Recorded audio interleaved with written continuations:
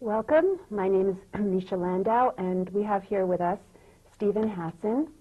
Steve is a licensed mental health counselor. For the last 25 years, he has been engaged in helping people leave destructive mind control cults. He has been also very active in educating the public about the dangers of mind control, which are extremely widespread. He has written 2 books on the subject. The first was a book called Combating Cult Mind Control, which was a best-selling book, and his most recent is Releasing the Bonds, Empowering People to Think for Themselves by Freedom of Mind Press. Would you like to hold it up? Oh, I'd love to. Thank you. He has also established a resource center for the public called the Resource Center for Freedom of Mind. No, the Freedom of Mind Resource Center. Mm-hmm. That's right. And you can visit that at his website at freedomofmind.com. Steve has an extremely unique and valuable perspective on the events of September 11th and their aftermath, and that's really what we're here to discuss today. But to start off with, Steve, this is not the first encounter with terrorism for you, is it? No, it isn't, actually. I've been working in the field for 25 years, as you mentioned, and I've worked with a number of different groups that have engaged in illegal, unethical conduct. The 2 major cults reported in the media involved with terrorism was the Rajneesh cult that put salmonella poisoning in the salad bars out in Oregon in the 80s, and the Om Shinrikyo cult in Japan. In fact, 60 Minutes flew me to Tokyo to be their expert for a segment that we did on Om Shinrikyo, and I later counseled some people involved with Om Shinrikyo. Now, actually, many members of the public, and certainly plenty of journalists, have commented that the only previous episodes of bioterrorism were actually conducted by cults. Right. So how do you, when you actually observed the events of September 11th, it was pretty obvious to you that this was a terrorist act, first of all. Yes. When did it occur to you that the terrorists who perpetrated these acts might themselves actually be cult members to some extent, actually might be under the control of might have been subject to mind control? Actually, for many years. You have to understand, I got interested in the subject because of my own cult involvement. I was recruited in 1974 into a front group of the Moonies and dropped out of school, quit my job, donated my bank account, believed Moon was the Messiah, that Armageddon was at hand, that World War III was going to take place back in 1977, and I literally was trained and conditioned to kill on command or die on command. And of course, over the years, as I've worked with other people in fanatical cults, I frequently thought about suicide bombers being conditioned and trained in the training camps to be programmed to kill themselves and kill others. And I should just say that, for me, the characteristics of a destructive cult is a pyramid-structured, authoritarian group that has a person or group at the top that has total power and that uses deception and mind control to keep people dependent and obedient. And what I mean by mind control is basically 4 overlapping areas: control of behavior, control of information, control of thoughts and emotions, which all combine to remake someone's identity into a cult identity, and that identity is dependent on the group.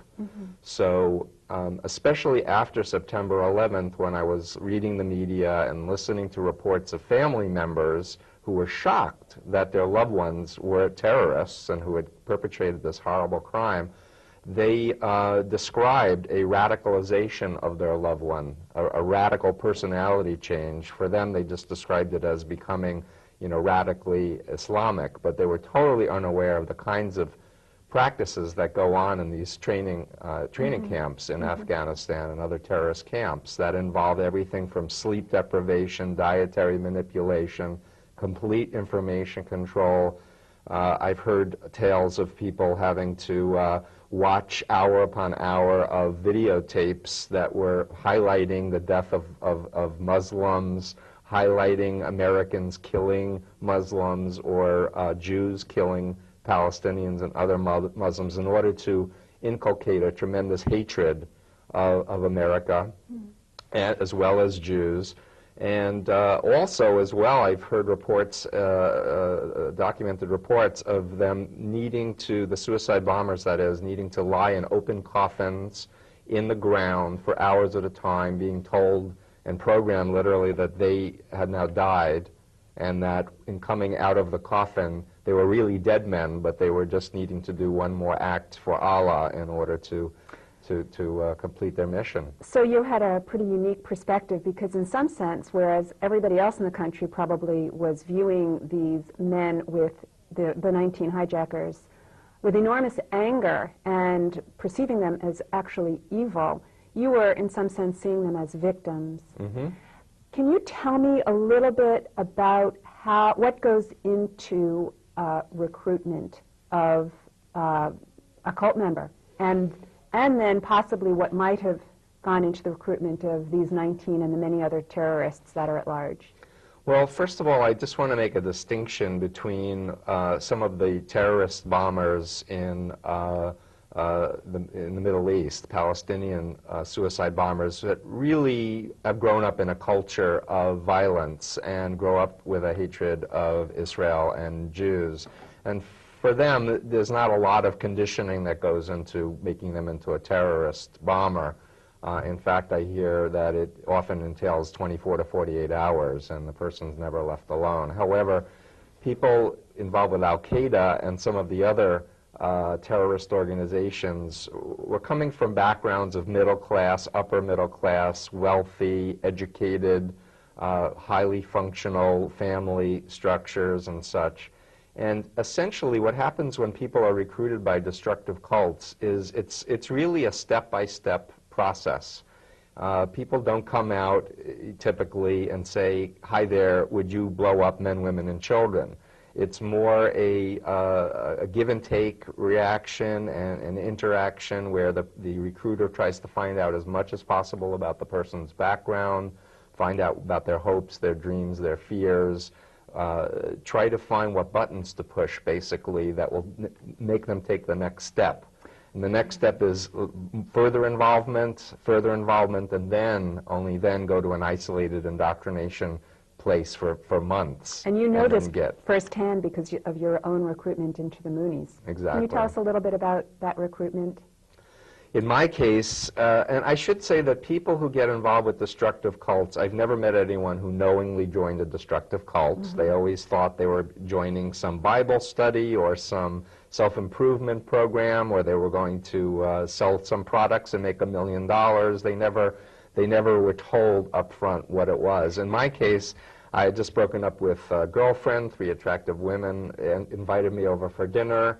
And I even asked, "Are you part of a religious group?" And they looked me straight in the eye and said, "Oh, no, not at all," which was the big lie. And what the public needs to understand is that people are being seduced, they're being manipulated, they're being tricked, and they're being programmed to become destructive cult members. A very small percentage of those go on to be given missions to do terrorism, and because the leadership of the group want to select the ones that are most dependent, most obedient, most hypnotizable, and I should also say they're put in buddy systems in cells so that they're only told a portion of the operation, and they're also told that they need to be prepared to kill their own comrades if the order comes down from above. And so they're always being monitored, and they're always afraid that they're going to be reported and they're going to be killed. So as there is a qualitative difference between someone in the Moonies or Scientology, Soka Gakkai, or Jehovah's Witnesses, where people are given irrational fears that if they leave the group, terrible things are going to happen to them. They're going to be hit by a car or get cancer, or they're going to lose their salvation in heaven. With people in terrorist cults, they literally have a real fear that they're going to be killed and that their family is going to be killed if they betray the secrets or if they don't complete their mission. So it's another level of magnitude of destructive mind control. Right. You hear often that the subjects, as you said, were from good middle-class families. In fact, upper middle-class families, highly educated. They were often recruited while they were students. Right. You also mentioned in your own case, you were also a student, that Right. you had been in a particularly vulnerable period in your life. Right. You had just broken up with your girlfriend. Is that true typically, that people tend to be at a vulnerable spot? Yes. Is it also true that some people may be more vulnerable than others, that there might be a personality type? And then finally, I'd like you to sort of pull that together and address the issue of what you know of the 19 hijackers and the other terrorists. Might they have been in a more vulnerable spot? Basically, if someone's going through a major stress or transition in their life, they're typically more vulnerable to a mind control scenario. So someone breaking up in a relationship or divorce, someone changing jobs or losing their job, someone who's moving to a new city, state, or country, someone who's in the process of changing schools or changing majors or graduating. Something that sets them a little off balance will make them more susceptible. But as far as personality types go, I think it really defies all of my research. It defies the stereotype that it's just weak, stupid people from bad families. In fact, the profile is the opposite, that very intelligent, educated, idealistic people who might have been in a vulnerable moment in their life get recruited into this. And indeed, in getting the information that I've had access to publicly, it seems that Al-Qaeda really fits the model of a destructive mind control cult. And I think that we really do a disservice to the situation that we're faced with, this horrible crisis, to just label them as evil people or misguided people. I think we need to understand that this black and white, us versus them, good versus evil mindset that their new cult identity has been indoctrinated with. And we need to, I think, employ techniques such as the ones that I use to help people when families call me and hire me for my help to rescue their loved ones. I think the government, and in particular in the work that they have been doing with captured terrorists, they need to start employing that specialized knowledge and techniques to undo some of the programming. So, for example, when you're in a mind control cult, you're taught never to think negative thoughts about the leader, the doctrine, or the group, and you're literally taught techniques to shut down critical thinking. One of the most common ones is called thought-stopping techniques.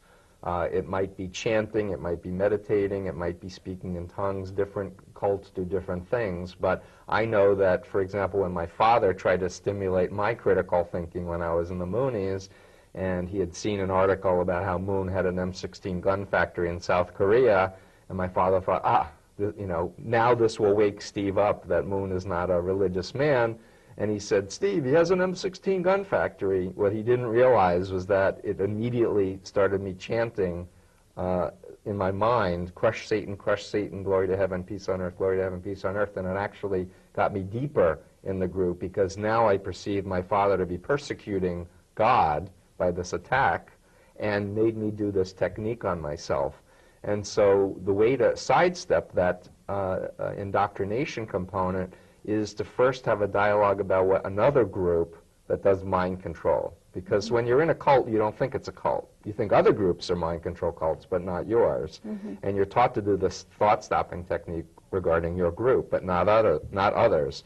So if my father had talked to me about Heaven's Gate, if I had been in the cult then, or People's Temple, or Charlie Manson, or the Order of Solar Temple, or Shinrikyo, and talked about behavior control, information control, thought control, and emotional control, he would have been giving me the information and the tools to understand what is mind control, and then he would be in a position to ask me how my group is different, how my group doesn't control behavior, how my group doesn't control information. Right. I want to get you to actually address that question quite specifically. What would you do, actually, if you had, for example, a jailed terrorist or somebody from a sleeper cell here, or a member of Al-Qaeda? But my first question is, again, because there's a lot of misconception about the whole issue, can you distinguish brainwashing versus mind control, giving us a better sense of what you mean? Yeah, basically the term brainwashing was coined during the Korean War, and it referred to a process in basically where a POW was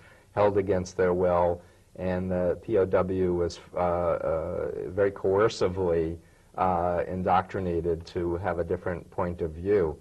And so for someone who's being brainwashed when they're with the agent of influence, the initial experience is these are the enemy and they're trying to break me down. And so there's a natural defense system that goes up. And there may be compliance to signing false confession, but it's not a real internalization of identity as it is with mind control. Because with mind control, it's much more subtle. In the beginning, the person thinks the agent of influence is a friend or benevolent or a teacher or a mentor, volunteers freely information, very personal information about themselves. And so in the mind control process, as it's being done, there's much more ownership that the person assumes. And there's this illusion of control, or this illusion of choice, that someone is joining the group as opposed to being manipulated and indoctrinated against the person's will. So there's this illusion that the person's participating. And as far as what I would be doing if I had my way, I would be finding the family members of these jailed terrorists. I'd be sitting down with them and doing a preparation meeting, as I typically do with any client, for several days, bringing former members of the group, teaching them all about mind control, teaching them strategies such as sidestepping the thought stopping. I have a whole chapter in Releasing the Bonds on how to undo phobias, and really empowering them to then meet with their loved one and begin the process of getting that person to meet with me and former members, as opposed to the old 70s model of the forcible deprogramming, you know, that people in the public still may remember, where someone's abducted on the street corner and they're thrown into a van and a deprogrammer yells at them, which was done in the 70s. My approach is completely non-coercive, is very done with respect and love and compassion, and with a focus on the truth. My experience is that most cult members are idealistic, and they really think they're following God, and they really think they're following the truth. And when they're given the facts and they're given the explanation of what the mind control process is and what they experience, they can start to re-access their real self.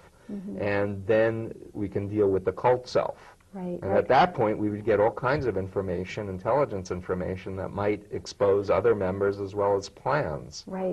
Okay. How about for the sleepers in this country? How could you indirectly get to them? That's a big problem, and access is always one of the big problems. And the only thing that I can imagine is to try to get the public educated about mind control and cults. And that if the entire public knows, particularly the Arab media, understands cults, and if we can get enough former members coming forward, particularly former members of terrorist groups, who are willing to come forward and talk about what really goes on there, and not just the 2-second sound bites of, you know, kill the Jews or kill America, but really what's going on inside, and expose the hypocrisies, bring Islamic scholars and clerics forward talking about the Quran, how it's a great sin to commit suicide, or how there's no interpretation of jihad that involves killing civilians. So what I see is needing to happen to reach the sleeper cells is just a vast worldwide educational effort to explain destructive mind control. I might point out one of the big problems with doing that is that there are many countries who have dictators that exercise behavior control, information control, thought control, and emotional control in order to maintain power. They don't have a free press. They jail or kill their dissidents, and they will not want the public to know about mind control techniques and such. So there might be censorship done within certain governments. However, the internet exists, and for me the internet is a great tool to educate the world. And to that extent, I can tell you that I've been on the web since 1995, and I have people coming to my site from literally all over the world, asking me about all different types of groups and trying to learn about mind control.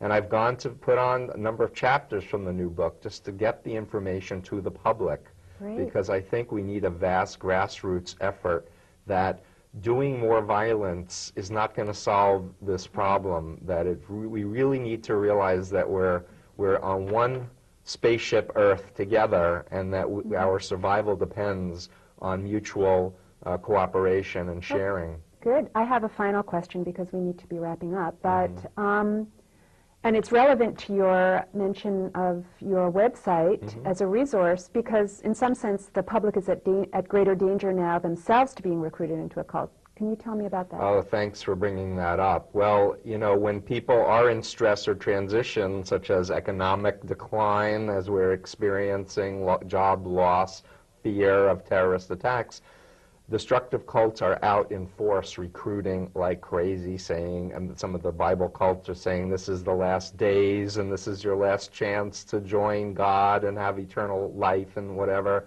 I saw New York Times did a puff piece on Scientology, recruiting at ground zero, doing their recruitment techniques. So what I say to the public is be really vigilant of your friends, your family, your neighbors, and stay in touch with them and make sure they become good consumers before they go to any counselor or they take classes or study any Bible studies. Find out who the people really are and not necessarily the name they're using. And get to a library if you don't have access to a computer in your house. Do searches on the internet for information, because if a group is legitimate, it will stand up to scrutiny. And if it is a destructive cult, you will find some critical negative literature about it on the internet, or if not now, soon. Right. And then for those, of course, who are in cults or are already in cults, well, especially for their families, you're available. I mean, your website is highly available. There's lots of resources. You do consultations, I understand. Yes. And basically, I wrote the book so that it would give the information to the public so they'll understand my approach and my methods and such. And for a number of people who have long-term involvements or very intractable cases, they're probably going to need professional help. And yes, I'm a licensed mental health counselor and I do consultations. But this show, what I really wanted to focus on is just the fact that we are all victims, in my opinion, of a destructive cult of radical Islam. And it is not representative of real Islam. Having a name like Hassan, by the way, and growing up Jewish, I've experienced discrimination all my life, one way or the other, either people thinking that I'm an Arab or people finding out I'm a Jew. And what I don't want is for racism to grow or hatred to grow. What I want is a compassionate, respectful approach to people of all orientations. And really, if you have a terrorist living next door in a sleeper cell, the best thing you can do is befriend them and talk with them and be nice to them, because that's going to undo the programming that Americans are evil and horrible. If you treat them spitefully or in a racist manner, it will confirm the programming that Americans are bad and will help to push them forth to do more terrorism. You're actually referring to people you suspect might be a terrorist. Or suspect, exactly. Thank you for clarifying. Well, it's been a pleasure. Thank you so much. Okay. And thanks for SCAT.